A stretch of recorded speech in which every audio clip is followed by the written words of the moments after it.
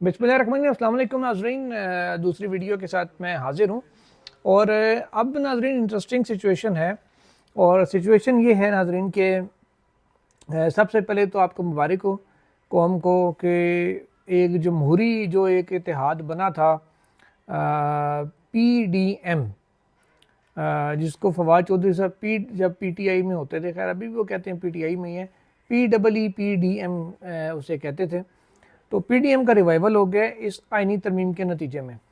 वो कैसे? वो ऐसे जनाब कि बहुत सी चीज़ें थीं जो हुक्मरान या गवर्नमेंट ख़ुद नहीं कर सकती थी, वो मौलाना के ज़रिए करवाई गई, या ख़ुद अगर वो करते तो ज़्यादा मुतनाज़ हो जाते, वो मौलाना के कंधे पर रख के वो बंदूकें चलवाई गई। मसलन नवाज़ शरीफ साहब को एतराज़ था ज़राए के मुताबिक कि जो मिलिट्री कोर्ट्स हैं, जो सिविलियंस का मिलिट्री कोर्ट में ट्रायल है, ये नहीं होना चाहिए। ज़ाती तौर पे उनको इस चीज़ पे एतराज़ था और वो चीज़ मौलाना साहब के कंधे पे रख के पीपल्स पार्टी ने और उन्होंने निकलवा दी। इसके अलावा जो कुछ और भी जो सर्विसेज चीफ्स के हवाले से चीज़ें थीं वो भी जा रही थी, मतलब गवर्नमेंट को करनी पड़ रही थी या गवर्नमेंट करना चाह रही थी, अंदर से नहीं करना चाह रही थी। बज़ाहिर कुछ लोग कहते हैं कि जी गवर्नमेंट को कहा गया था ये करने का, लेकिन वो भी मौलाना साहब के कंधे पे रख के उसको भी कहा गया, जिसको मौलाना साहब ने कहा कि जी हमने कोई, मेरी नज़र में वो यही कहा कि जी हमने नाग में से जहर निकाल दी है।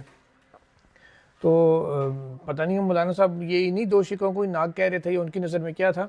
अलबत्ता जितनी कामयाब सहूलतकारी मौलाना साहब ने की है इस सारे मामले में गवर्नमेंट की, कि एग्जैक्ट जो टाइम लाइन्स हमें लोग दे रहे थे, बहुत से सहाफ़ती ज़राए या बहुत से हमारे लोग ऐसे थे मुख्तलिफ सियासी और गैर सियासी हलकों से, जो बता रहे थे कि यार इस डेट तक ये काम होना है।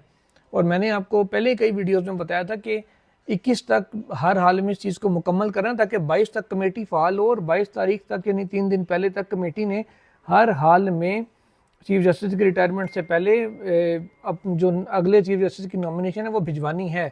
इसलिए जो भी प्रोजेक्ट है ये फौरी तौर पर मुकम्मल करना पड़ेगा।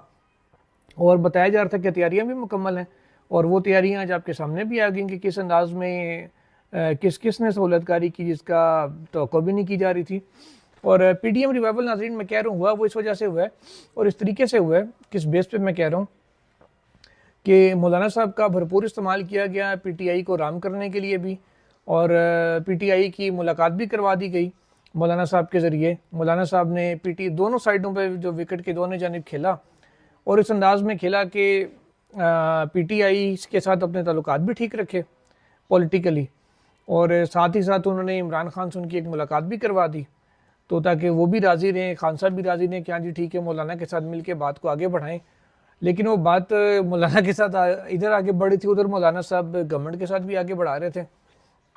और अभी PTI वालों ने कहना तो ये था कि जब उन्होंने आना था और मुलाकात करनी थी, और मुलाकात के बाद उन्होंने ये बात करनी थी, ऐलान करना था PTI ने और मौलाना ने मिल के कि हमारा मौक़िफ़ क्या होगा। लेकिन अभी PTI का वक्त पहुंचा भी नहीं था, तो मौलाना साहब ने पहले ही बिलावल को कॉल करके कह दिया था मेरे बंदे पहुंच गए, मैं भी आ रहा हूँ, तो घबराना नहीं है आपने।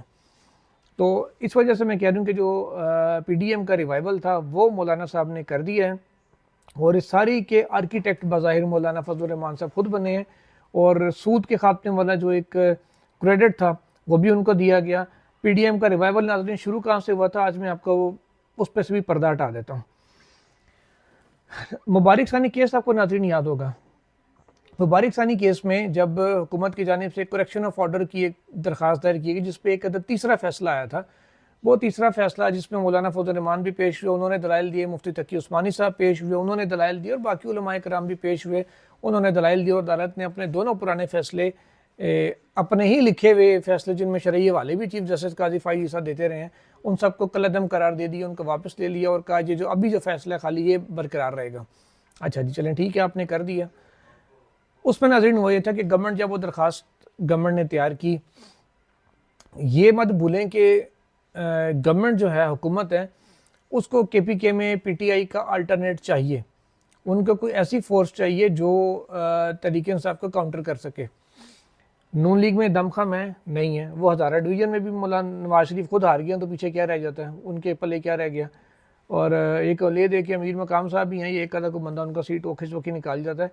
नून लीग के लिए KPK में कुछ नहीं है, पीपल्स पार्टी के लिए है, नहीं है। वो फाटा शाटा के एरियाज़ में पैसे पूसे चला के कहीं से अपने को मैनेज कर लें तो कर लें तो इसके अलावा कुछ भी नहीं है।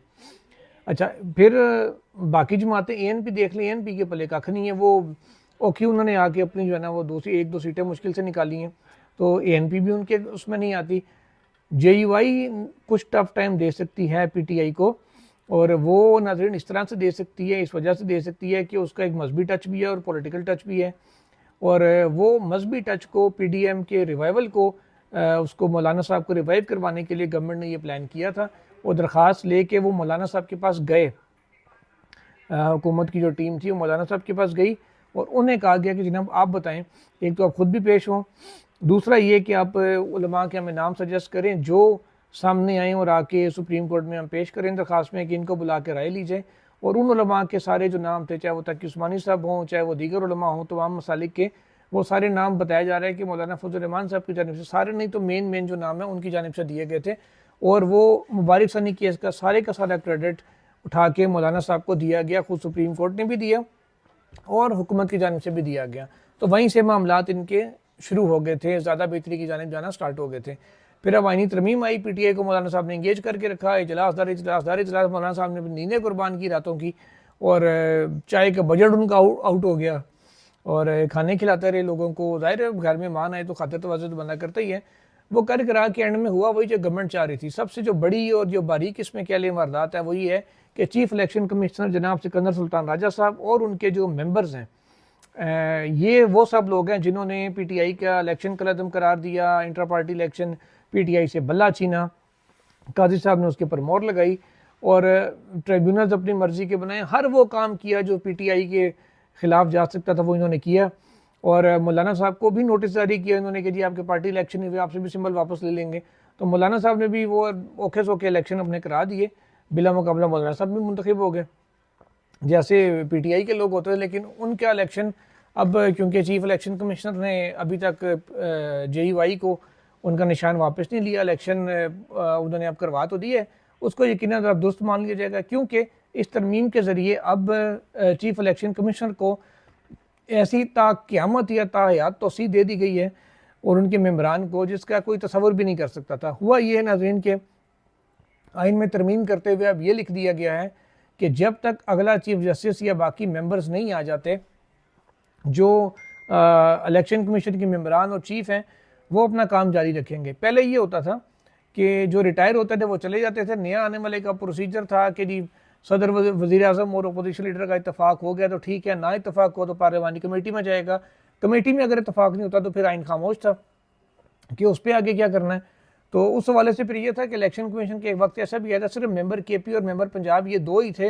एक ग़ालिबन अल्ताफ़, जस्टिस रिटायर्ड अल्ताफ़ इब्राहिम कुरैशी साहब थे, और KP से जो है ना वो थी जस्टिस इरशाद कैसर साहिबा थी। ये दोनों रह गए थे, बाकी सारे चीफ समेत रिटायर हो गए थे। फिर सिकंदर सुल्तान राजा साहब की तैनाती अमल में आई थी। तो अब उस चीज़ से बचने के लिए और मौजूदा उससे बढ़ के मौजूदा चीफ इलेक्शन कमिश्नर को कंटिन्यू करवाने के लिए कि ज़ाहिर है अपोजिशन लीडर जितना मर्जी अच्छा नाम दे रहे, गवर्नमेंट ने कहना हम नहीं मानते, पार्लिमानी कमेटी में भी नहीं मनवाया जाएगा और एक डेडलॉक क्रिएट किया जाएगा जानबूझ के, ताकि डेडलॉक होगा तो ही आगे चीफ इलेक्शन कमिश्नर कंटिन्यू कर पाएंगे ना। अगर इतफाक होगा फिर तो नहीं आएंगे, और नाम इतफाक होना भी नहीं है जो इन दोनों की जमातों के दरमियान चीज़ें। तो इतनी बारीक गेम ये डाली गई है कि जो चीफ इलेक्शन कमिश्नर साहब हैं वो कंटिन्यू करें, और जब तक वो नए पे इतफाक नहीं होता, वो चाहे 1 साल ना हो, 6 महीने ना हो, 2 साल ना हो, 5 साल ना हो, अगले इलेक्शन तक ना हो, अगला इलेक्शन जब भी होना है तब तक यही इलेक्शन कमीशन का सेटअप कंटिन्यू करेगा और यही जो है ना वो आगे इलेक्शंस भी करवाएंगे। और PTI के इंट्रा पार्टी इंतखाबात हों या PTI से मुतल्लिका कोई भी मामला हो, उनकी फॉरेन फंडिंग वाला मामला अभी भी चल रहा है, इलेक्शन कमीशन में पेंडिंग है, उन समेत तमाम मामलात को ये निपटा के जाएंगे। जो चीफ इलेक्शन कमिश्नर है सिकंदर सुल्तान राजा, जनवरी में उनकी रिटायरमेंट है, उनका टेन्योर पूरा हो जाएगा 4 साल का। जब वो टेन्योर अपना पूरा करके जाएंगे, लेकिन वो जाएंगे ही नहीं, क्यों? क्योंकि न्याय पे इतफाक नहीं होना। तो जो PDM ने बेसिकली बड़ी बारीक किस्म की वारदात डाली है पाकिस्तान तहरीक इंसाफ के साथ, और साथ साथ उनको लिपापोती भी करते रहे, मरहम भी लगाते रहे कि उनको बुला के अच्छे अल्फाज भी उनके लिए बोलने, खाने भी खिलाने, चाय भी पिलानी, उनकी कुछ बातों को मानना भी, खान साहब से मुलाकात भी करा देनी। लेकिन इस सारे अरसे के दौरान आप देखें क्या उन्होंने नहीं किया। तो पीटीआई को शामिल भी किया जा सकता है इस मामले में। जो उनका मुतालबा था कि मंसूर अली शाह साहब को नोटिफिकेशन पहले जारी करवा दें, उसके बाद से आगे लें, लेकिन इस चीज़ के ऊपर मौलाना साहब नहीं आए। बल्कि एंड में ये कमरान मुर्तज़ा साहब ने आके मीडिया को बता दिया कि जी हुकूमत के पास 3 तरमीमें ड्राफ्ट हैं, अगर हमसे वाला आ गया तो ठीक है, नहीं तो वो अपने उनके पास बंदे पूरे हैं वो करा लेंगे। इस वजह से हमने मजबूर होकर ये काम किया। तो मजबूरी बाद में अंकल मजबूर सारे आ जाते हैं। और ये सारी जो बारीक वारदात डाली गई है इसके अंदर, वो उससे मैंने कहा आपको आगाह कर दूं कि अब chief election commissioner Sikandar Sultan Raja साहब ताहयात रहेंगे या तवील अरसे तक रहेंगे, उनका भी फ़िलहाल कोई इरादा नहीं है जाने का, जैसे कि चीफ जस्टिस काजी फ़ायज़ ईसा का नहीं था। लेकिन वो तो इतने मुतनाज़ हो गए थे कि उनको अब किसी ने भी ऑन नहीं किया और उनको जाना पड़ रहा है। लेकिन राजा साहब शायद फ़िलहाल ना जाएं, वो जनवरी में उनका टेन्योर पूरा था, लेकिन वो जाते हैं कहीं नज़र नहीं आ रहे। अब बाकी कुछ 1-2 स्टोरीज़ और भी हैं, उस पर इंशाल्लाह आइंदा आगे चल के आपसे बात करेंगे। अभी तक के लिए इतना ही। अल्लाह हाफिज़।